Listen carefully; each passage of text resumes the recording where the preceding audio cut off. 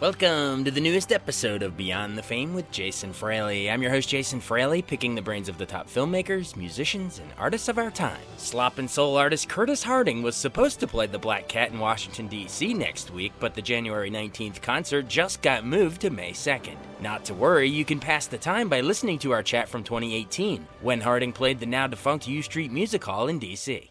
Thanks so much for joining us.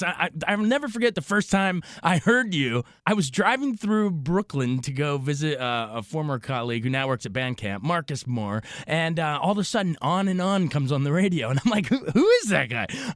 So if our listeners come out, are we going to hear On and On, or what all we got from the set list? What can we expect? You definitely hear On and On. You'll hear some stuff from the first record as well, Soul Power, that came out in 2014, 15.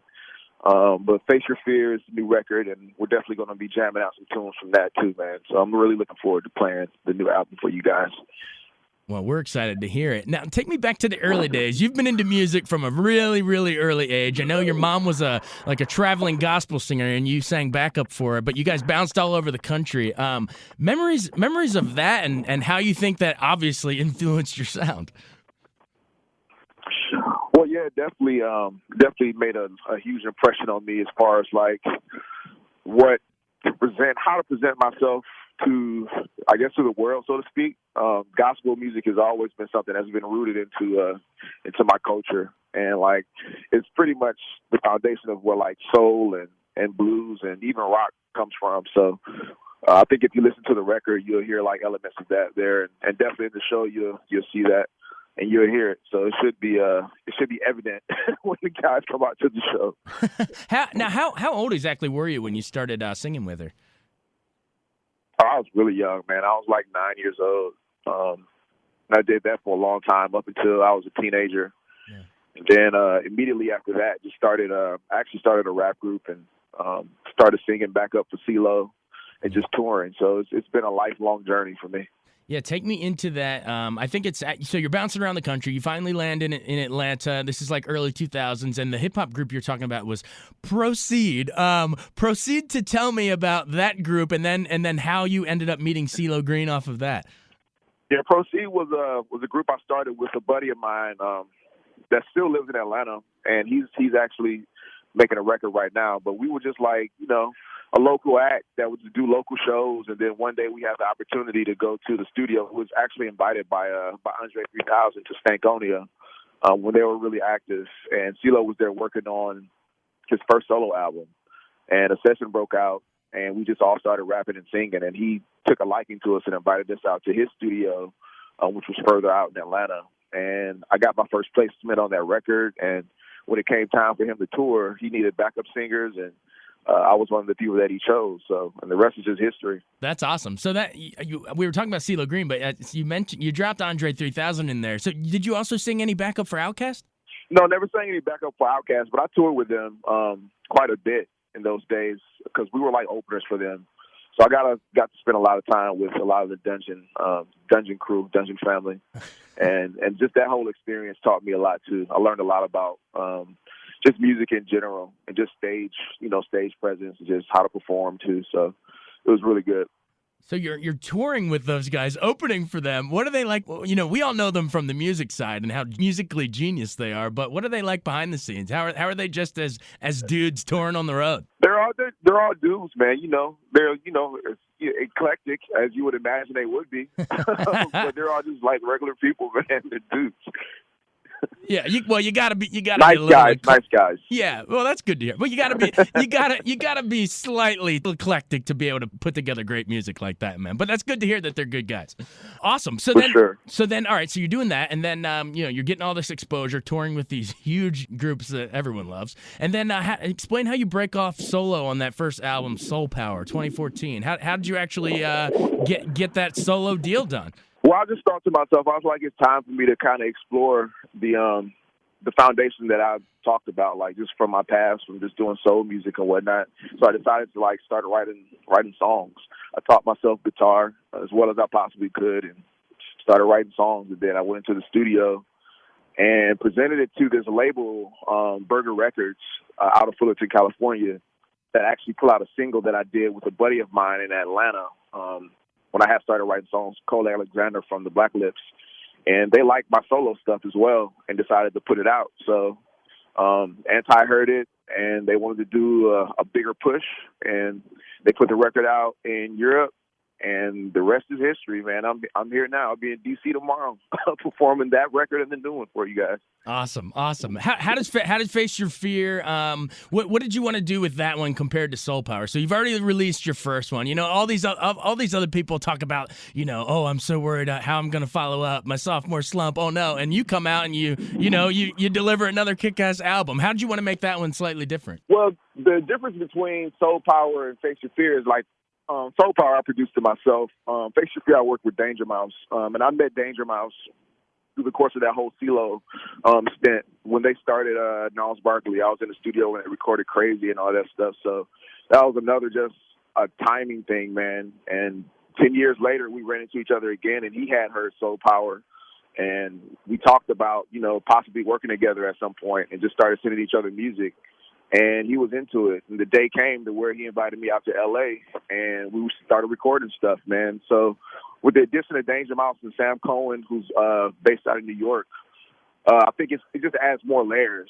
And to me, you know, anytime you put talented people in a room together, you can make some magic, man. So it's just like more layers, man. Like there's more sense on there. Yeah, I just added, you know, just wanted to see what it was like to work with a producer. And like, you know, I've been blessed to have all these amazing artists and just like producers around in my life. So Danger Mouse hopped on board, man, and with the addition of Sam Cohen, we went in there and just decided to, you know, to do something that's still soul but progressive. And you got Face Your Fear, and I'm really happy with it. So came out really well. That's awesome. Can you take me into, since this is that first song that made me catch your attention, this was the gateway song for me, was take me into the creation of On and On. Just those early, I mean, I was grabbed by those early horns, and then your soulful voice comes in, but then you go into a little falsetto. But just take me into like how you even wrote that one and came up with that one. I love it. Well, thank you. On and On started with the bass line. I was just playing around with the bass, and I'm a huge James Jamerson fan, being that I was born in Saginaw, Michigan, and just like Motown music was always playing in my house and just around. So I just started like just working with some James Jamerson runs, and that was just one of the things that came out, you know.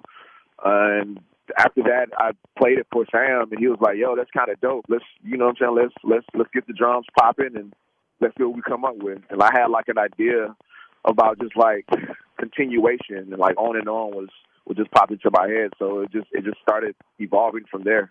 So that's how you got On and On. The falsetto was just something that I do. So yeah, man, it's just musical curation, man. Well, whatever you're doing, keep it going. It has this great throwback sound to me. I mean, you and like even like Leon Bridges, and it's like, I don't know, it's bringing back this throwback sound to me that I love. But I've heard you call it slop-n-soul. Explain. Yeah, slop-n-soul was something that I call my music because it's like, you know, if you don't call it something, then the general public and whoever else, writers and critics and journalists, are going to call it something. So I figured I would take the liberty of calling it slop-n-soul. And the slop part is basically just like I tend to use what I feel like other artists don't use in their music, because I use like I said before, amalgamation of just like different genres and just different styles and whatnot, because I'm so into like so many different kinds of music, man. So that's what it is. It's just like what the farmers would like not eat at the table, they would give it to the pigs and it would sustain the farm. Sometimes it's funky, sometimes it's sloppy, and it flows and it runs, you know. So that's where the slop comes. And of course the soul is the foundation. You gotta have soul. I love it. And you get a little punk in there, a little blues in there, a little psychedelic and rock, gospel, everything. Yeah, man, you get it all. Get it all when we come see you. So just sort of in closing, you know, in addition to your mom's, you know, obviously the gospel singing that you sang growing up, you mentioned all those other genres. Who were some of those early people that influenced you coming up? Was it, you know, I think I've read Mahalia Jackson and MC Lyte, Dylan, all that stuff. But who was it? Who was it in your opinion that shaped it? Oh man, so many people, man. Too many to actually just sit here and just name. But I listen to a lot of '90s hip hop. Like I said, a lot of old gospel. I'm not really that much into contemporary gospel, but some of the stuff I like. I listen to like dream pop. I listen to punk, of course. Listen to a lot of classic rock. So I mean, it just goes on and on. 80s new wave. it just goes on and on. If it's good, I'm down with it, man. I love it. Well, we whatever you put together, we're loving, man. So just keep it going. Thanks so much for taking the time to join us. You're really generous with your time. Thanks, man. Thanks for having me, man. I really appreciate it. You guys come on out and you'll have a good old time. I promise you. All right, we'll see you there. All right, man. Peace. Thanks so much for joining us on Beyond the Fame with Jason Fraley. Remember to hit the subscribe button and give us a 5-star rating if you like what you hear. We'll see you next time.